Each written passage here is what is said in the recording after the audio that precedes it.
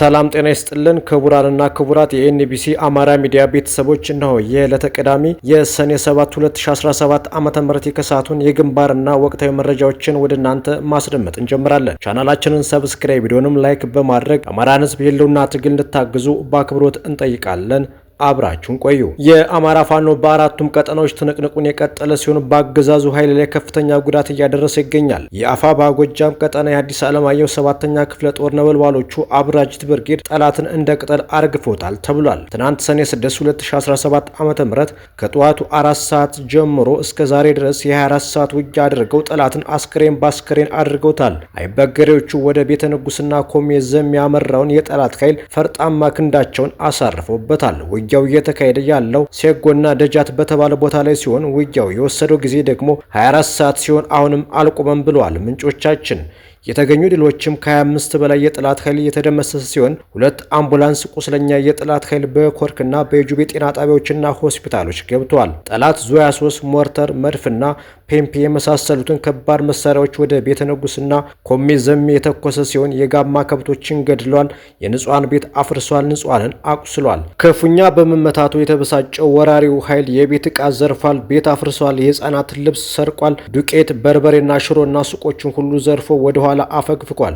አይበገሮቹ እየተከተሉ እያቀመሱት ነው ብሏል ፋኖ መምህር እንደሰው ታምሩ የአዲስ ዓለማየሁ 7ኛ ክፍለ ጦር ቃል አቀባይ።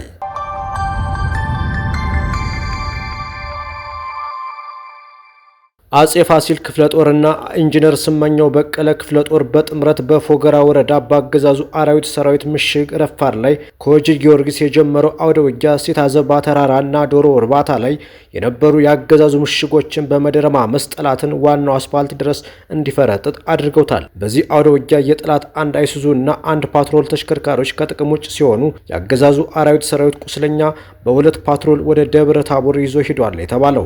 በተመሳሳይ ወጂ ጊዮርጊስ ውጊያው እንደጀመረ የኢንጂነር ስመኛው ውስን ሰራዊት አለም በር ከተማ ውጊያ አድርጓል። በሁለቱም የአውደ ውጊያ ቦታዎች ከጧቱ 2 ሰዓት እስከ 6 ሰዓት ተኩል ድረስ ውጊያው ሲቀጥል አገዛዙ በቁስም በአካልም በስነ ልቦናም በእጅጉ ኪሳራ ደርሶበታል። ደብረ ታቦር ከተማ ሜጀር ጀነራል ባንት አባተ ተወርዋሪ ክፍለ ጦር በሰራው የተጠና የከተማ ኦፕሬሽን የአማራን ሕዝብ በካዱ ብአዴን ሰራሽ ሚኒሻዎቹ በለጠ አንዳርጌ ቆራጡና ቡድኖቹ ላይ ግሩም እርምጃ ተወስዷል። መስቀል ስጋና ጃምቦ ቤት ላይ በተደረገው የነፍጠኝነት መድኃኒት ቆራጡና ቡድኖቹ የእርምጃው ተቋዳሽ ሲሆኑ የይርጋ ሲሳይ የግል ተቀጣሪና ተላላኪው ጸዳሉ ደሴ በድንጋጤ ቴሌ ግቢ ውስጥ ሮጦ ገብቶ አምልጧል ተብሏል። በዚህ ስኬታማ የታቀደ ስራ ብዙዎቹ ወዲያውኑ ሲሞቱ፣ ቆራጡና ውስኖቹ ደግሞ እጅግ ከባድ አደጋን እንዲቀበሉ ተደርገዋል። ከደብረ ታቦር ሆስፒታል ማንነታቸው ያልታወቁ 4 አስከሬኖች በድብቅ እንዲወጡ ተደርጓል። በለጠ ወይም ቆራጡ ከባድ ሰው ሰራሽ አደጋ ቢያጋጥመውም እግሮቹ ከመቆረጥ ውጪ እንዳልሞተ አረጋግጠናል ብሏል የሜጀር ጀነራል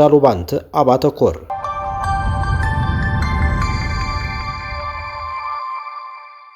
አሳዛኝ ዜና ከምንጃር ሸንኮራ በሳ ቀበሌ ጨርቻ ጎጥ ተሰምቷል። የአገዛዙ ሰራዊት በምንጃር ሸንኮራ ነበልባል ብርጌድን ማሸነፍ ሲያቅተው እነሆ በሴራ ንጹሃንን እየገደለ ፋኖ ገደላቸው ያለ ፋኖ እንዲጠላ ግድያውን በመምሬ ገዙ ሀ ብሎ ጀምሯል ተብሏል። መምሬ ገዙ በበሳ ዮሐንስ ሸንኮራ ቀዳሽና ታቦት ተሸካሚ ነበሩ።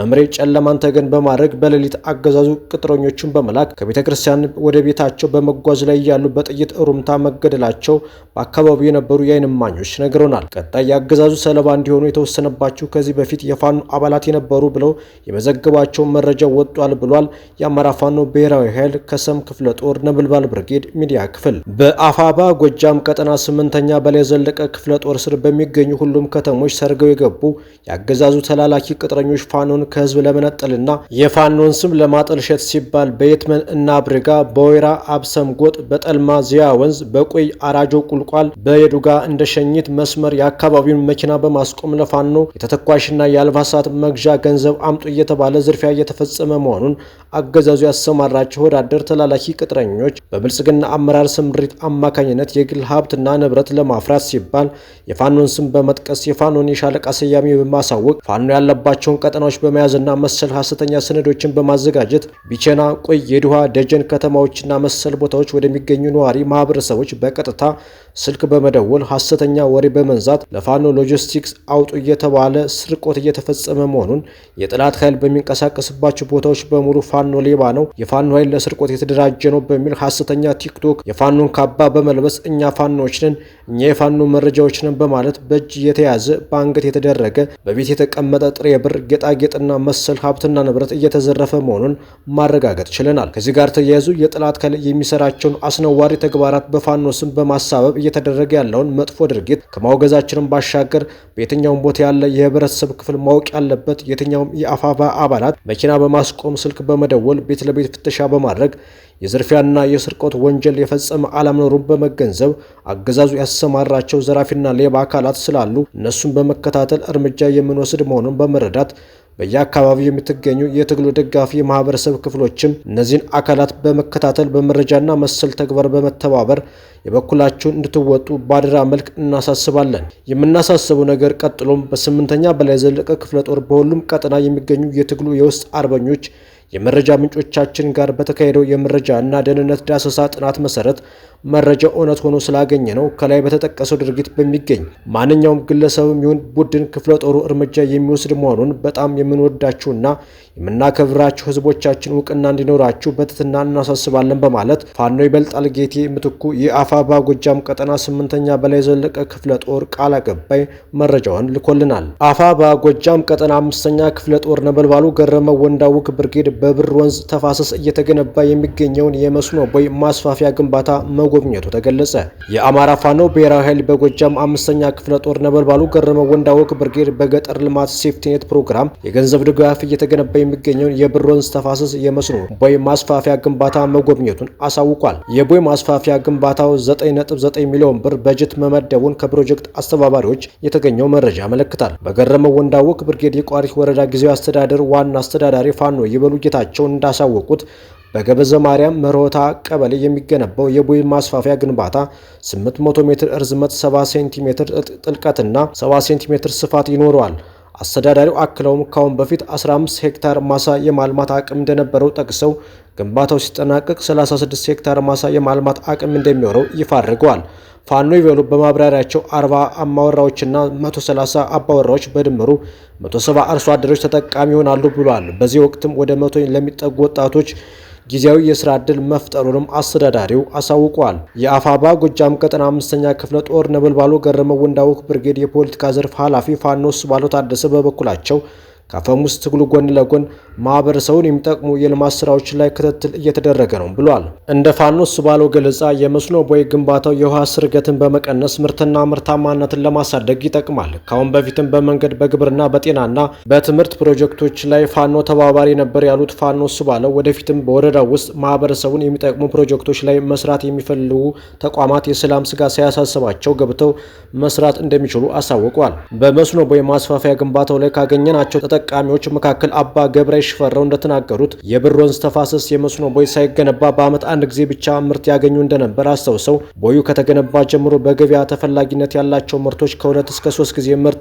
ማግኘት ጀምረናል ብሏል። ስለሚደረገው ድጋፍና ክትትልም በአካባቢው የሚገኘውን የፋኖ ኃይል አመስግነዋል። አርበኛ ሽታይ አስታጥቄ በበኩላቸው በጉብኝቱ ተገኝተው ባስተላለፉት መልእክት አርበኝነት ማለት ከጥላት ጋር መዋጋት ብቻ ሳይሆን መለያየት በሰፈነበት ጊዜ አንድነትን፣ ጥላቻ ባንዣበበበት ስርዓት ፍቅርን፣ ቂምና ኩርፊያ በተንሰራፋበት ወቅት ይቅር ባይነትን፣ ርኩሰት በበዛበት ማህበረሰብ ቅድስናን መስበክና ማስተማር ነው ብለዋል። አርበኛ ሽታይ አክለውም ሀገርን እና ማህበረሰቡን በሚጠቅም ማንኛውም ተግባር ፋኖ ተባባሪ መሆኑን አረጋግጧል ሲል የገረመው ወንዳውክ ብርጌድ ህዝብ ግንኙነት ፋኖ ሰለሞን ገልጿል። ሆኖም ግን የአገዛዙ ስርዓት ከዳሚዎች ገነት አቦ ተቀምጠው በቦታው ተገኝተን እያስገነባን ነው በሚል ግንቦት 28 2017 ዓ.ም በቋሪት ወረዳ ኮሚኒኬሽን የፌስቡክ ገጽ የተለጠፈው ስህተት መሆኑን በዚሁ አጋጣሚ እናሳውቃለን ሲል ዘመኑ አማረ የ5ኛ ክፍለ ጦር ቃል አቀባይ አሳውቋል። ይህ በእንዲህ እንዳለ የአፋባ ጎጃም ቀጠና ራስ ቢትወደድ መንገሻ አቲክም 5ኛ ክፍለ ጦር የበራው ፋኖ ለህልውና እየታገሉና እውነትና ሀቅን ለኢትዮጵያ ህዝብ አለፍ ብሎም ለዓለም ለማብሰር እየታገሉ የሚገኙት የወርቅ አባይ ብርጌድ የፋኖ አባላት ናቸው። መኖሪያቸው ዋሻ፣ ትራሳቸው ድንጋይ ነው። ጭው ባለ በረሃ ነፍጣቸውን አንግበው ይንቀሳቀሳሉ። የወርቅ አባይ ብርጌድ ከተመሰረተበት ህዳር 23 2017 ዓ.ም ጀምሮ ብርጌዱ ስራ ላይ ውሏል። የቀድሞው ሻለቃ መሪ የነበሩ ፋኖ ሞላ አየነው ቁርጠኝነትን፣ ሀቀኝነትንና አንድነትን አንግቦ ወደ ብርጌድ ሰብሳቢነት አድጎ ጀግናው በስራ ላይ ነው። የእብዶች መናኸሪያ የድንቆሮች ጥርቅም የሆነውን የብልጽግናውን ስርዓት ነቅሎ ለመጣል የአማራ የቁርጥ ቀን ልጆች ያነሱትን የነጻነት ትግል ዛሬም በወርቅ አባይ ብርጌድ ታሪክ እየተሰራ ይገኛል። አርበኝነትን ከልባቸው ሰንቀው ከካህዲው ስርዓት ማርኮ በመታጠቅ የቡድን መሳሪያ፣ የነፍስ ወከፍ መሳሪያና ተተኳሽ ጥይቶችን ማርከው የአባቶቻቸውን ደምና አጥንት ክብር ለማስከበርና የተበደለውን አማራን ህዝብ ነጻነቱን ለማወጅ ዛሬም ምስክር ሆነው ተከስተዋል። የወርቅ አባይ ብርጌድ የፋኖ አባላት ጓዳዊ ስነ ስርዓታቸው፣ ወታደራዊ ስነ ምግባራቸው እጅጉን ይገርማል። በብርጌድ ውስጥ 4 ሻለቃዎች ሲገኙ እነሱም ዘመነ ሻለቃ፣ አሳምነው ሻለቃ፣ አብርሃም ሻለቃ እና ፈንቅል ሻለቃ በመባል ይታወቃሉ። የወርቅ አባይ ብርጌድ ፋኖች በሌላ የመጠሪያ ስማቸው የበረሃ ፋኖች በመባል ይታወቃሉ። ለውጊያ ችግር የለባቸውም። ውጊያ ከጀመሩም ድል ሳያደርጉ ሽንፈትን አያውቁም። በውጊያ ሜዳ ላይ ጠላትን ማሮጥ መማረክ ነው ስራቸው። የሚኖሩበት ስፍራ እጅጉን ይገርማል። አካባቢው በሰንሰለታማ ተራሮች የታጠረ ነው። መሬቱ አሸዋማ፣ በረሃው ከባድ ነው። ትግሉ የአሸናፊዎች መድረክ ነው። ትግሉ የማይበገሩት የግንባር ሜዳ መፋለሚያ ቀለበት ነው። ትግሉ የቆራጦች ነው። አባቶቻችን ደማቸውን አፍስሰው አጥንታቸውን ከስክሰው ያቆዩትን አገር አንሰጥም ግትር አቋማቸው ነው። ጀግንነታቸው ልብ ያሞቃል። ቁጡነታቸው እንደ ነብር ነው። ጠላት የሚንቀጠቀጥለት የሁዲት የበረሃው ፋኖ ነው። ዘጋቢው ዘመኑ አማረ የ5ኛ ክፍለ ጦር ህዝብ ግንኙነት መምሪያ ኃላፊ ነው።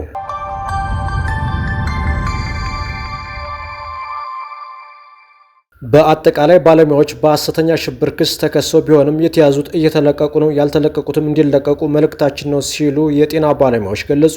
ከጤና ባለሙያዎች ጥያቄ ጋር በተያያዘ በርካታ ባለሙያዎች መታሰራቸው ይታወሳል። ጉዳዩን የሚከታተሉና ስማቸው እንዲገለጽ ያልፈለጉ ባለሙያዎች ለቲክቫ ኢትዮጵያ በሰጡት ቃል አሁን ላይ የጤና ባለሙያዎቹ ከስር እየተለቀቁ እንደሆነ፣ የሚቀሩም እንዳሉ፣ አብዛኞቹ ከትናንት በስቲያ ማታ ድረስ ወደ ቤታቸው እንደገቡ ተናግረዋል። በአጠቃላይ ባለሙያዎች በሐሰተኛ ሽብር ክስ ተከሰው ቢሆንም የተያዙት እየተለቀቁ ነው፣ ያልተለቀቁም እንዲለቀቁ መልእክታችን ነው። የባለሙያዎች መፈታታቸው ደስ ቢለንም መጀመሪያውንም መታሰር አልነበረባቸውም ብለዋል። መደራጀትና ጥያቄ መጠየቅ ሰብአዊ መብት ነው። አሁንም ጥያቄ እስካላቸው ድረስ በሰላማዊ መንገድ መጠየቅ ይችላሉ። የሚመለከታቸው አካላትም ከቃላት የዘለለ ምላሽ መስጠት እንዳለባቸው እናምናለን ሲሉ አክለዋል። ከጤና ሚኒስቴር ጋር ተጀምሮ የነበረው ውይይት ከምን ደረሰ በሚል ለቀረበው ጥያቄ ከሚኒስቴሩ ጋር ለተጀመረው ውይይት ሁለተኛ ጥሪ ነበር፣ ግን ይፋ ያልሆነና በቃላት ብቻ የተደገፈ ስለነበር ቀጠሮ አክብረው የሄዱ ለድርድር የተወከሉ ባለሙያዎች የምን ስብሰባ ተብለው ተመልሷል ሲሉም ገልጸዋል። አሁንም የጤና ባለሙያዎች የመብት ጥያቄዎቻቸው እንዲመለሱ አስገንዝበዋል በማለት ቲክቫ ዘግቧል።